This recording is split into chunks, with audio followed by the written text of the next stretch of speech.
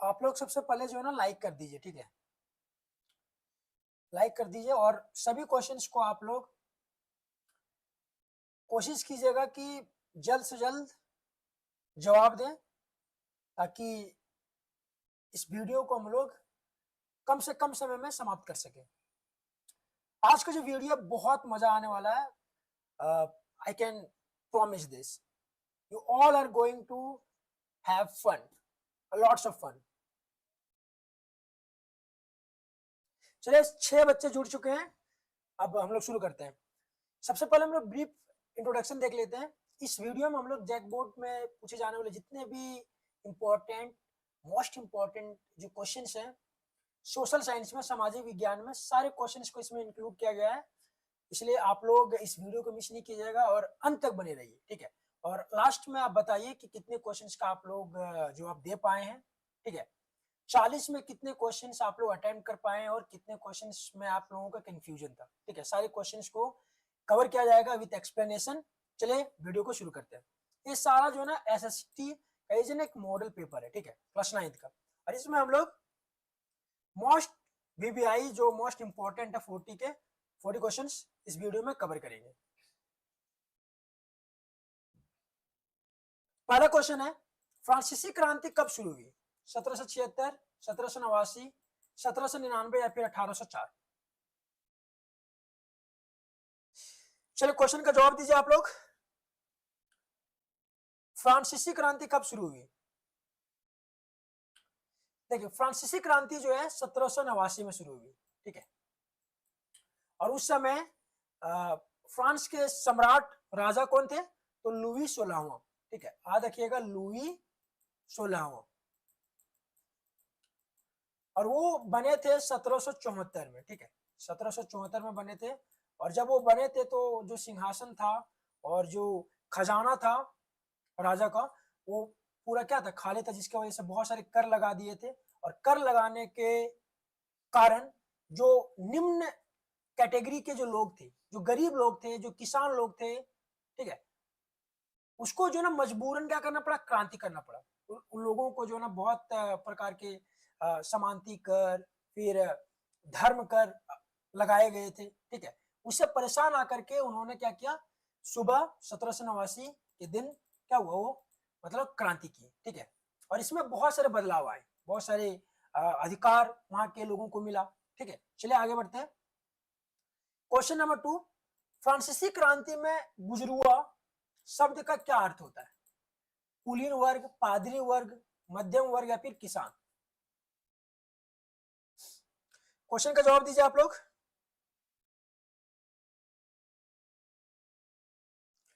फ्रांसीसी क्रांति में बुजुर्गा का शब्द का क्या अर्थ होता है?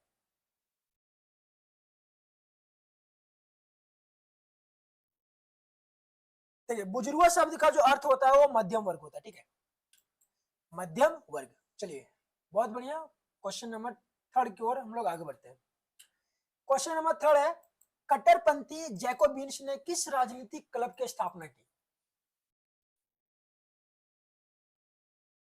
आप लोगों का जवाब, बहुत कम बच्चों का जवाब आ रहा है, जल्दी से कमेंट करके आप लोग जवाब दीजिए। 3 नंबर का।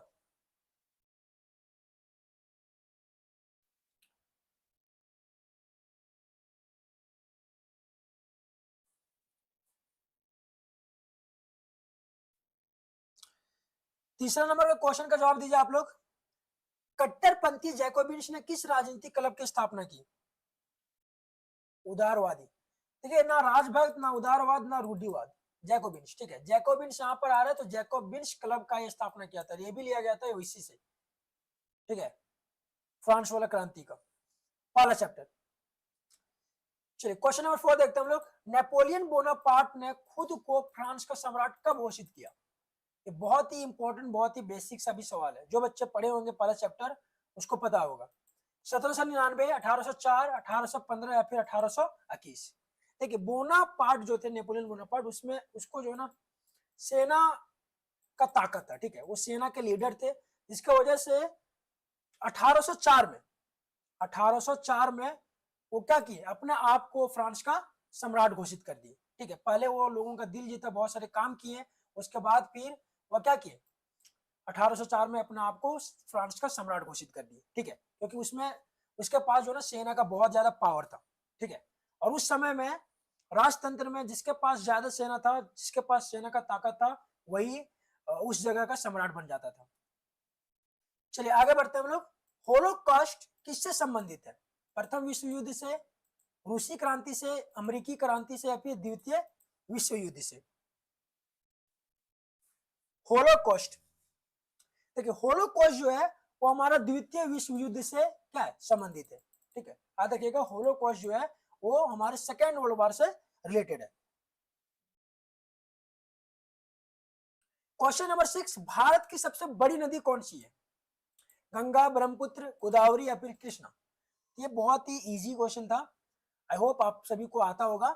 सबसे बड़ी नदी जो है गंगा है, ठीक है। ऑप्शन हमारा ये सही हो जाएगा, गंगा। क्वेश्चन नंबर 7 देखते हैं, भारत की अक्षांशीय सीमा कितनी है? अक्षांशीय सीमा कितनी है? 8 डिग्री 4 मिनट नॉर्थ से लेकर के 37 डिग्री 6 मिनट नॉर्थ से, या फिर 8 डिग्री 4 मिनट नॉर्थ से लेकर के 35 डिग्री 5 से, कितना बताइए? जल्दी से कमेंट कीजिए।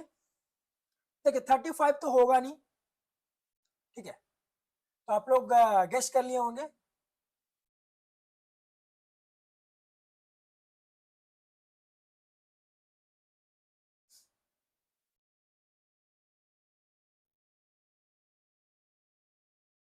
देखिए भारत का जो अक्षांशीय सीमा है वो कितना है, 8 डिग्री 4 मिनट नॉर्थ से लेकर के 37 डिग्री 6 मिनट नॉर्थ तक, ठीक है।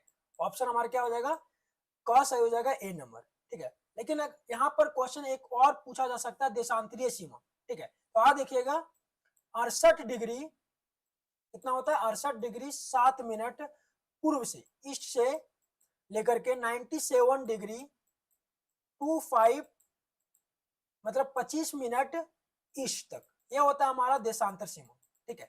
ये अक्षांशीय सीमा कितना होता है, 8 डिग्री 4 मिनट नॉर्थ से लेकर के 37 डिग्री 6 मिनट नॉर्थ तक, ठीक है। और जो हमारा देशांतर जो सीमा होता है वो 68 डिग्री 7 मिनट ईस्ट से लेकर के 97 डिग्री 25 मिनट ईस्ट तक होता है, ठीक है। तो ऑप्शन हमारा क्या हो जाएगा, क मतलब ए सही हो जाएगा। चलिए क्वेश्चन नंबर 8 देखते हैं, भारत की सबसे उत्तरी पर्वत श्रृंखला कौन सी है? विंध्य, अरावली, हिमाचल, हिमालय या फिर पश्चिमी घाट? देखिए उत्तरी पर्वत श्रृंखला जो है सबसे बड़ी वो कौन है, हमारा हिमालय है, ठीक है। ऑप्शन हमारा सी सही हो जाएगा। क्वेश्चन नंबर 9 देखते हैं, कपास उगाने के लिए सबसे उपयुक्त मिट्टी कौन सी है? कपास उगाने के लिए सबसे प्रयुक्त मिट्टी कौन सी है? जलोढ़ मिट्टी, लाल मिट्टी, काली मिट्टी या फिर लेटेराइट मिट्टी? देखिए कपास के लिए जो सबसे प्रयुक्त या फिर उपयुक्त मिट्टी जो है वो है काली मिट्टी, और इसे हम लोग रेगुर मिट्टी भी कहते हैं, ठीक है। ऑप्शन हमारा क्या हो जाएगा, सही से सी सही हो जाएगा। क्वेश्चन नंबर 10, किस नदी को दक्षिण गंगा भी कहा जाता है? कृष्णा, गोदावरी, कावेरी या फिर महानदी? देखिए कृष्णा नहीं होगा और ना ही महानदी होगा, दोनों में से बहुत सारे बच्चों को कंफ्यूजन होता है, गोदावरी में या फिर कावेरी में। आप लोग तो गंगा नहाए होंगे, है ना, सभी बच्चे नहा लेते हैं क्लास 9th में ही। चलिए इसका सही जवाब हो जाएगा गोदावरी, ठीक है। ऑप्शन हमारा क्या हो जाएगा, 20 सही हो जाएगा, ठीक है। यहाँ पर गंगा मीन्स गंगा, ठीक है, और गंगा क्या है, पवित्र है, और आई होप आप लोग भी गंगा स्नान किए होंगे, ठीक है। क्वेश्चन नंबर 11, लोकतंत्र की मुख्य विशेषता क्या है? एक व्यक्ति का शासन, सेना का शासन, लोगों का शासन या फिर धार्मिक नेताओं का शासन? लोकतंत्र सभी को पता है कि भारत का एक लोकतांत्रिक देश है, ठीक है। तो यहाँ पर क्या होता है, क्या एक व्यक्ति का शासन होता है? नहीं, एक व्यक्ति का शासन नहीं होता है। क्या सेना का शासन होता है? नहीं, सेना का भी शासन नहीं होता है, ठीक है। सेना पर शासन किया जाता है लेकिन सेना का शासन नहीं होता है। क्या लोगों का शासन होता है? क्या धार्मिक नेताओं का शासन होता है? जो धार्मिक नेता नहीं, यहाँ पर कोई भी बाइस्ड नहीं है, यहाँ पर पक्षपात नहीं होता है, ठीक है। क्लियर हुआ? यहाँ पर क्या होता है, लोगों के द्वारा शासन होता है। अगर हम लोग चाहें, हम सभी पावर हम लोगों में ही है, ठीक है। अगर हम लोग पावर अच्छा से इस्तेमाल कर लें, समझ लो ना पावर का मतलब क्या कर रहे हैं, ठीक है। तो लोगों का जो शासन होता है उसी को हम लोग क्या बोलते हैं, लोकतंत्र, ठीक है। और यही इसकी क्या है, मुख्य विशेषता है कि यहाँ पर जो शासन होता है लोगों के द्वारा होता है। अगर हम लोग चाहें तो सरकार को गिरा भी सकते हैं, ठीक है। तो चलिए ऑप्शन हमारा क्या हो जाएगा, सी सही हो जाएगा। क्वेश्चन नंबर 12 देखते हैं, वह प्रणाली जिसमें लोग अपने प्रतिनिधि चुनते हैं क्या कहलाते हैं। ऐसा प्रणाली जिसमें लोग अपने प्रतिनिधि खुद चुनते हैं उसे क्या कहते हैं, निरंकुशता, लोकतंत्र, राजाशाही या फिर कुलीन तंत्र। कुलीन तंत्र नहीं होगा ना, निरंकुशता होगा। पहले निरंकुश राजा हुआ करते थे जो मनमानी करते थे, ठीक है। राजाशाही भी होते थे, राजा का ही बेटा राजा बनता था, ठीक है। तो जो जब लोग अपने प्रतिनिधि को खुद चुनते हैं, ठीक है, उसे क्या कहते हैं हम लोग, लोकतंत्र कहते हैं, ठीक है। ये लोगों के द्वारा शासन होता है, लोग अपने प्रतिनिधि को खुद चुनते हैं और उसको सत्ता पे बिठाते हैं, ठीक है। चलिए क्वेश्चन नंबर 13 देखते हैं, प्रत्यक्ष लोकतंत्र का उदाहरण कौन सा है। देखिए आप लोग को पता होगा यहाँ पर जो चुनाव जो होता है, हम लोग जो चुनते जो है, प्रधानमंत्री हो गया, मुख्यमंत्री हो गया, हम लोग डायरेक्टली प्रधानमंत्री या फिर मुख्यमंत्री को नहीं चुनते, ठीक है।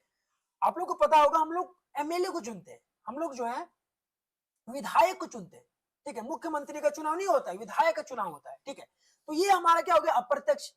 प्रत्यक्ष मतलब डायरेक्टली हम लोग जिसको चुनते हैं वो हमारा प्रत्यक्ष हो गया। लेकिन यहाँ पर क्या हो रहा है, अप्रत्यक्ष तरीके से हम लोग मुख्यमंत्री और प्रधानमंत्री को चुनते हैं। लेकिन यहाँ पर पूछा जा रहा है प्रत्यक्ष लोकतंत्र। तो भारत में तो प्रत्यक्ष लोकतंत्र नहीं है, ना ही अमेरिका में है, ना ही चीन में, ना ही भारत में है। तो एक है हमारा देश स्विट्जरलैंड, जहां पर प्रत्यक्ष लोकतंत्र का उदाहरण है, ठीक है। यहाँ पर प्रत्यक्ष तरीके से चुनाव किया जाता है, ठीक है। प्रत्यक्ष मतलब डायरेक्टली, डायरेक्टली अगर चुनना है प्रधानमंत्री को तो आप चुन सकते हैं, लेकिन यहाँ पर ऐसा नहीं होता है। अगर ऐसा होता तो जो पप्पू जिसे हम लोग बोलते हैं, राहुल गांधी, वो कब का प्रधानमंत्री बन चुके होते हैं।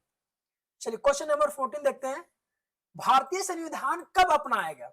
बहुत लोगों को कंफ्यूजन होगा कि भारतीय संविधान कब लागू किया गया या फिर अपनाया गया। देखते हैं कौन इसमें बाजी जीतता है।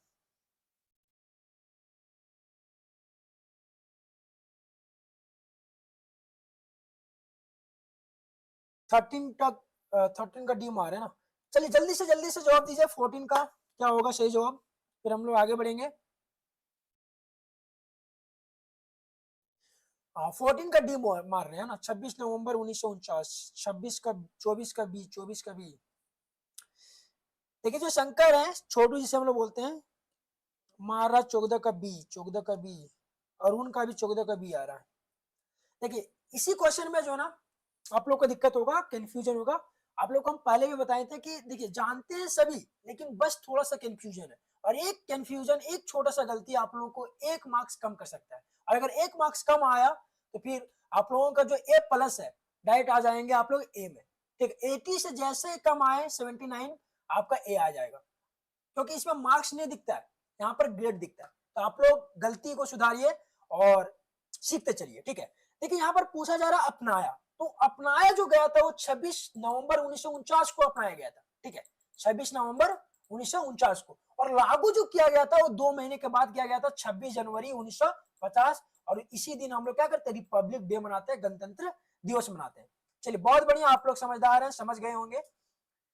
आगे बढ़ते हैं हम लोग। क्वेश्चन नंबर 15, भारतीय संविधान के निर्माता किसे माना जाता है। महात्मा गांधी को, ये तो पहले ही टपक गए थे तो ये होगा नहीं। भीमराव अंबेडकर को, या फिर जवाहरलाल नेहरू को, या फिर सुभाष चंद्र बोस को। देखिए जवाहरलाल नेहरू जो है वो बने थे हमारे प्रथम प्रधानमंत्री, ठीक है। और इसका भी बहुत बड़ा भूमिका रहा संविधान के निर्माता में। लेकिन इसमें निर्माता जो माना जाता है वो मानते हैं हम लोग भीमराव अंबेडकर को। चलिए बहुत लोगों का जवाब आया, 15 का भी। वेल डन, आप लोग बहुत अच्छे से सीख रहे हैं और समझ भी रहे हैं। चलिए 15 का क्या हो जाएगा, बी हो जाएगा, भीमराव अंबेडकर। क्वेश्चन नंबर 16 देखते हैं, ग्रामीण भारत में मुख्य व्यवसाय क्या होता है। उद्योग, फैक्ट्री होता है। आप लोग को थोड़ा सा इंग्लिश में बता देते हैं, सेवाएं, सर्विस, या फिर कृषि, या फिर खनन। तो देखिए खनन बहुत कम देखने को मिलता है, सेवाएं नहीं होता है, ना ही फैक्ट्रियां हैं। ग्रामीण में क्या फैक्ट्रियां हैं, नहीं है। तो सबसे ज्यादा जो ग्रामीण है वो उसमें क्या होता है, कृषि होता है। जो मुख्य व्यवसाय जो है, जो ऑक्यूपेशन है, जो काम है, वो क्या है, कृषि। और आप लोग को पता होगा कि जो भारत में 70% से ज्यादा लोग किस पर निर्भर है, कृषि पर निर्भर है। चलिए समझ गए होंगे क्योंकि सब किसान के बेटे हैं। आगे बढ़ते हैं। क्वेश्चन नंबर 17, वस्तुओं और सेवाओं के उत्पादन पर खर्च धन को क्या कहते हैं? जैसे जो धन, जो पैसा हम लोग वस्तुओं पर या फिर सेवाओं के उत्पादन के लिए करते हैं, जैसे हम लोग धान फसल उगाते हैं, कृषि करते हैं, तो हम लोग क्या करते हैं?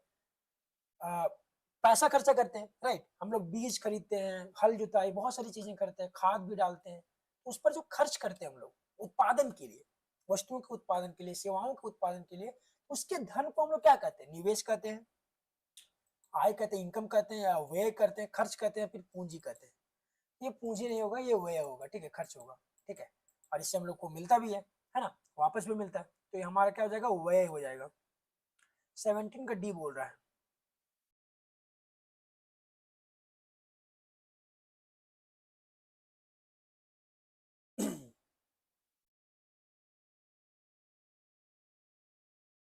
चलिए आगे बढ़ते हैं। क्वेश्चन नंबर 18,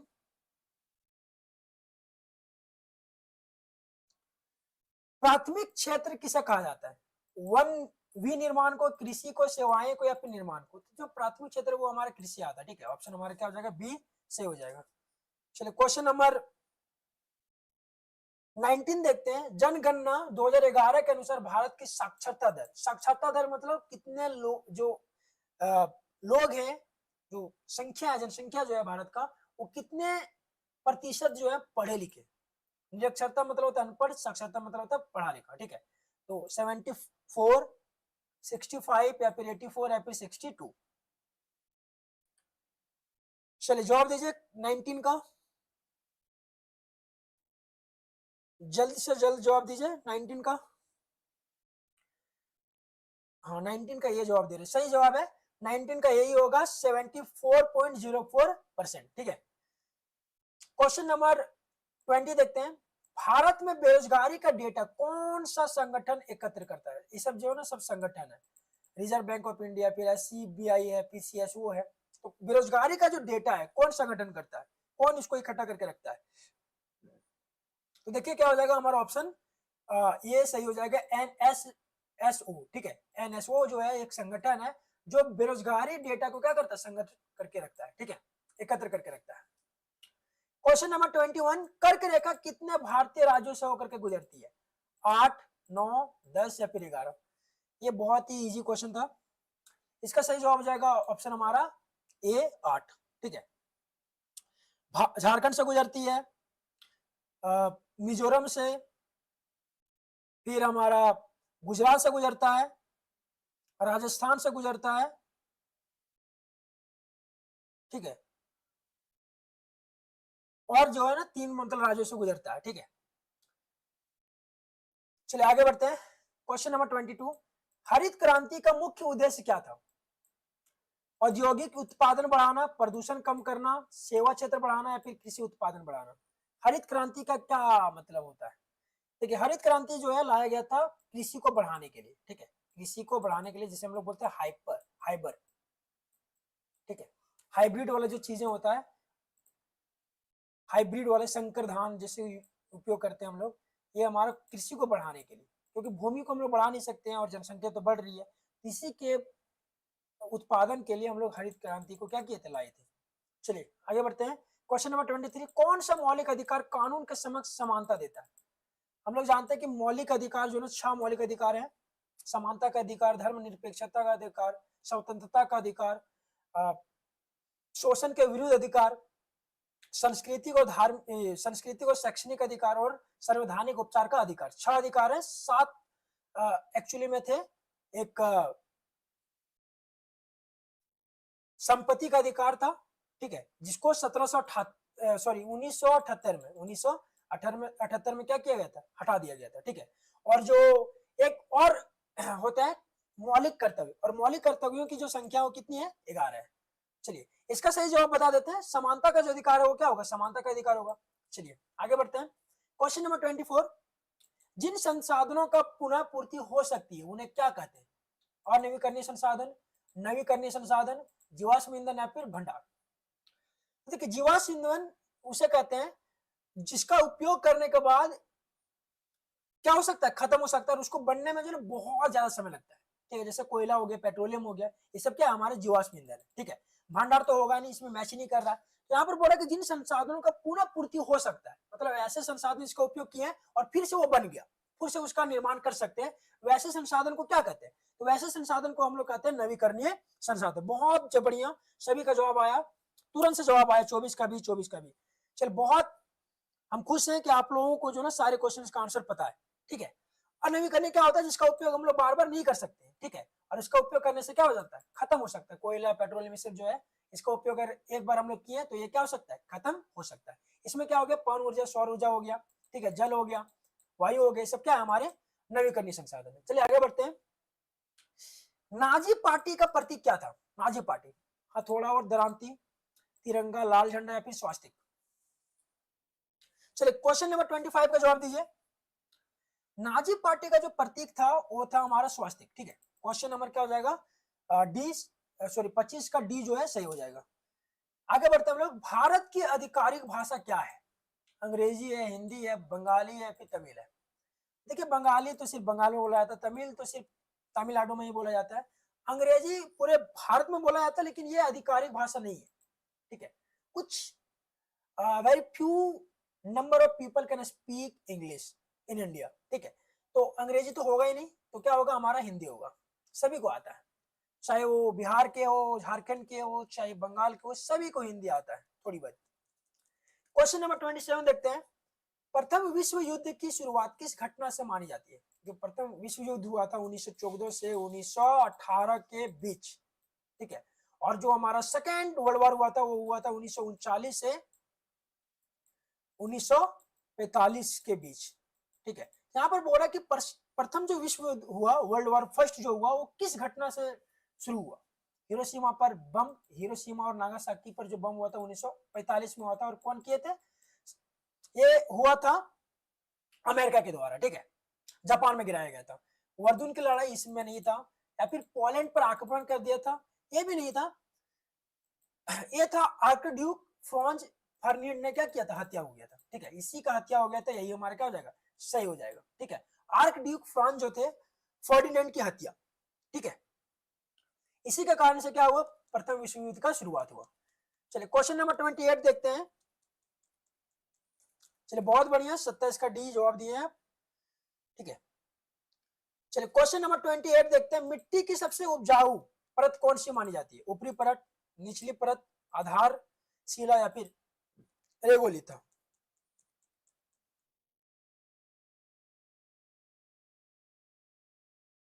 देखिए, निचली परत तो ये हमारा उपजाऊ होती नहीं है, निचली परत, आधार शिला भी नहीं होती है, ये सब जो है ना मिट्टी के प्रकार है। ठीक है, क्या होता है? हमारा ऊपरी परत जो होता है, ऊपरी वाला जो मिट्टी होता है, यही क्या होता है? सबसे ज्यादा उपजाऊ होता है। ठीक है, तो क्वेश्चन 28 का क्या हो जाएगा? हमारा ऑप्शन ए सही हो जाएगा।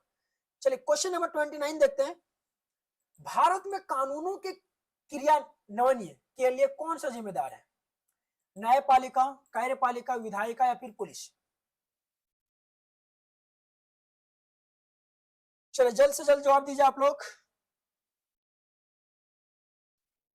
तो देखिए, क्रियान्वयन के लिए जो है कौन जिम्मेदार होता है? कानूनों को बनाने का जो जिम्मेदारी रहता है वो क्या होता है? हमारे कार्यपालिका। ठीक है, किसका होता है? कार्यपालिका का। ठीक है, विधायिका का जो कानूनों को जो क्रियान्वयन होता है, जैसे विधायिका का काम होता है कानून को बनाना, कार्यपालिका का काम क्या होता है? कानून को लागू करना, और न्यायपालिका का काम होता है न्याय को प्रदान करना। ठीक है, तो हमारा क्या हो जाएगा? यहाँ पर बोल रहा है कि कानून जो बना दिया गया उसको पालन करवाने का काम किसका है? कार्यपालिका का है। ठीक है, तो चलिए आगे बढ़ते हैं हम लोग। Question number 30। ग्रामीण क्षेत्रों में ऊर्जा का मुख्य स्रोत क्या है? कोयला, बिजली, बायोमास या फिर पवन? ग्रामीण क्षेत्रों में जो ऊर्जा का जो स्रोत है वो क्या होगा? देखिए, ग्रामीण क्षेत्रों में जो ऊर्जा का जो मुख्य स्रोत है वो है हमारा क्या होगा? बायोमास। ठीक है, ऑप्शन हमारा क्या हो जाएगा? सी सही हो जाएगा। चलिए क्वेश्चन नंबर 31 देखते हैं। वॉल स्ट्रीट एक्सचेंज कहाँ है? अमेरिका, ब्रिटेन, फ्रांस या फिर जर्मनी?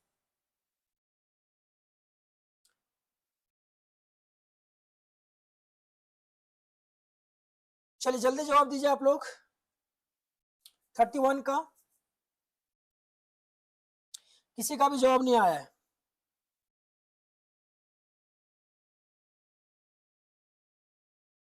31 का जवाब दीजिए, ए आ रहा है ना। हाँ, तो वॉल स्ट्रीट एक्सचेंज जो हुआ था वो कहाँ हुआ था?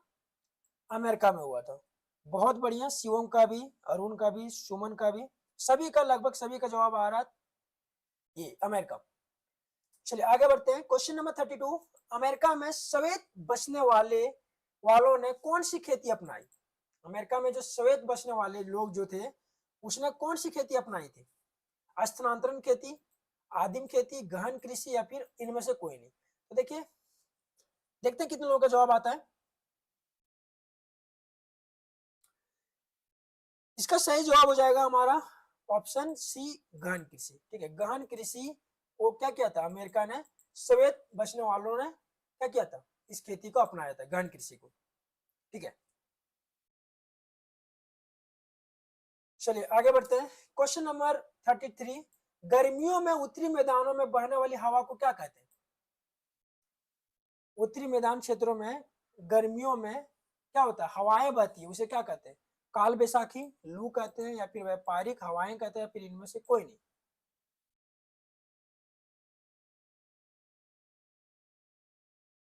देखिए, गर्मी में जो उत्तरी मैदानों में जो बहने वाली जो हवा है, उसे हम लोग क्या कहते हैं? लू कहते हैं। हम लोग गांव में भी इसको हम लोग क्या बोलते हैं? लू कहते हैं। चलिए क्वेश्चन नंबर 34 है, उत्तर पश्चिम भारत में सर्दियों में वर्षा का कारण क्या है? चक्रवाती अवदाव, लौटता मानसून, पश्चिमी विक्षोभ, या फिर दक्षिण पश्चिम मानसून? क्वेश्चन नंबर 34 का जवाब दीजिए। इसका सही जवाब क्या हो जाएगा? जल्दी जल्दी कमेंट कीजिए आप लोग। 34 का चक्रवाती अवदाब होगा, लौटता मानसून होगा, या फिर पश्चिमी विक्षोभ होगा, या फिर दक्षिण पश्चिम मानसून होगा? 34 का बहुत लोग जवाब दे रहे हैं, बहुत लोगों का आ रहा है दक्षिण पश्चिम मानसून। 34 का ये आ रहा है, 34 का डी आ रहा है, 34 का डी आ रहा है।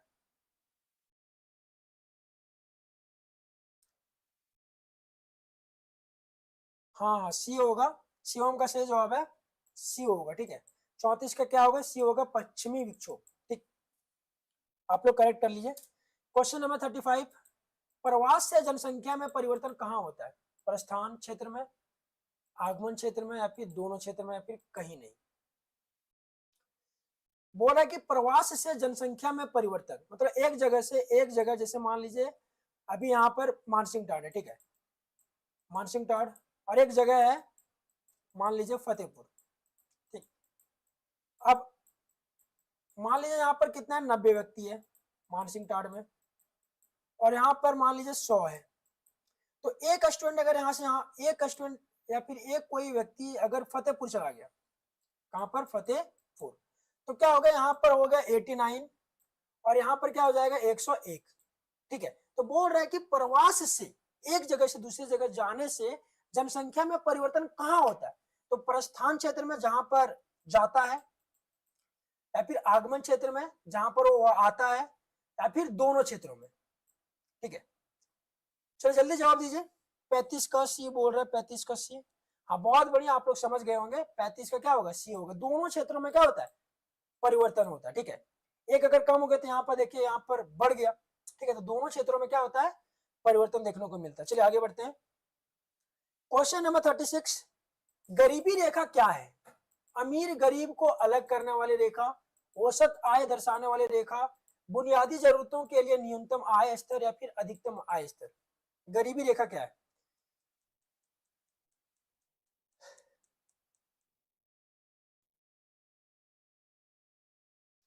चलो जल्दी जवाब दीजिए आप लोग। देखिए, जो गरीबी रेखा क्या है? जो बुनियादी जरूरती है, ठीक है, जिससे हम लोग को जो जरूरत पड़ता है, खाना पीना, रोटी कपड़ा और मकान, ये सब के लिए न्यूनतम आय स्तर, मतलब उसके से उससे भी कम हो, बुनियादी जरूरतों से भी कम हो, उसे हम लोग क्या बोलते हैं? गरीबी रेखा। ठीक है, तो क्या हो जाएगा? ऑप्शन हमारा सी सही हो जाएगा। Question number 37। संविधान सभा के सदस्य कौन नहीं थे? महात्मा गांधी, राजेंद्र प्रसाद, टीटी कृष्णमाचारी, या फिर जवाहरलाल नेहरू? सभा के सदस्य कौन नहीं थे बताइए। देखिए महात्मा गांधी, इसमें जो है ना संविधान में इसका कोई भी भूमिका नहीं है।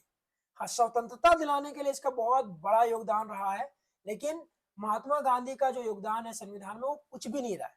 ठीक है, राजेंद्र प्रसाद थे, टीटी कृष्ण माचारी भी थे, जवाहरलाल नेहरू भी थे, सिर्फ हमारे कौन है, महात्मा गांधी, वही नहीं थे। दक्षिण अफ्रीका में रंगभेद किस आधार पर था? लिंग, धर्म, नस्ल या फिर आर्थिक स्थिति?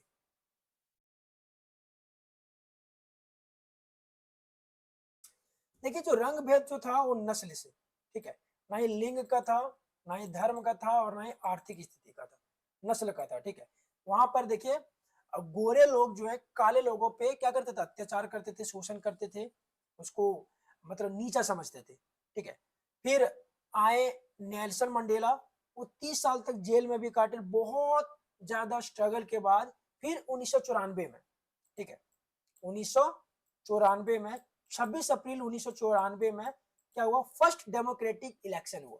ठीक है, लोकतांत्रिक तरीके से क्या हुआ, वहां पर इलेक्शन हुआ, और फिर उसमें से जो ना नेल्सन मंडेला का जो पार्टी था, Congress national African national Congress party, वो जीते, 26 अप्रैल को जीते, और फिर 10 मई को, आ देखिएगा डेट, 10 मई 1994 को वो शपथ लिए, और नेल्सन मंडेला जो है, he become the first black president of south Africa. ठीक है, भारत सॉरी दक्षिण अफ्रीका के पहले काले राष्ट्रपति वो बने। ठीक है, 10 मई 1994 को। इलेक्शन कब हुआ था, 26 अप्रैल 1994 को, लेकिन वो शपथ ग्रहण कब किए, 10 मई 1994 को। चलिए याद रखिएगा, नस्ल के आधार पे, ठीक, गोरे और काले के आधार पे। भारतीय संविधान कब लागू किया गया? 26 जनवरी 1949, 26 जनवरी 1950। ये बहुत ही इजी है, इसमें तो आप लोग कंफ्यूज नहीं होंगे, आई एम 100% श्योर, क्योंकि यहाँ पर लागू बोल रहा है, तो लागू कब हुआ था, 26 जनवरी 1950 को। चलिए आगे बढ़ते हैं। अरे हमारा इस वीडियो का, इस लाइव सेशन का लास्ट क्लास होगा। 1931 में कांग्रेस का अधिवेशन कहाँ हुआ था? नागपुर में हुआ था, दिल्ली में, कलकत्ता में, फिर कराची में? देखते हैं कितने बच्चे का जवाब आता है इसमें।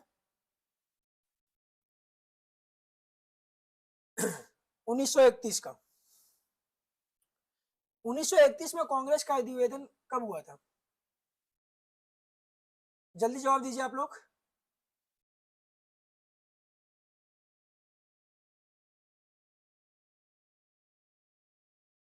बहुत लोग बोल रहे हैं 40 का सी कलकत्ता में, बहुत लोगों का आ रहा है डी कराची में, पम्मी का आ रहा है कराची में, चलिए शिवम का भी आ रहा है डी। हाँ सही जवाब कराची में हुआ था। ठीक है, 1931 में कांग्रेस का जो अधिवेशन हुआ था वो कराची में हुआ था, उस समय जो है ना भारत ही था। ठीक है, अब जो है वो कराची, वो कहाँ का है, वो पाकिस्तान का है। ठीक, लेकिन उस समय क्या था, भारत में ही था, तो ऑप्शन हमारा क्या हो जाएगा, डी सही हो जाएगा। चलो आप लोग जो है जल्द से जल्द जवाब दीजिए, कितने क्वेश्चन का सही अटेम्प्ट किया आप लोग? चलिए इसमें पम्मी का है 40 में 36, और बाकी लोग जवाब दीजिए जल्दी।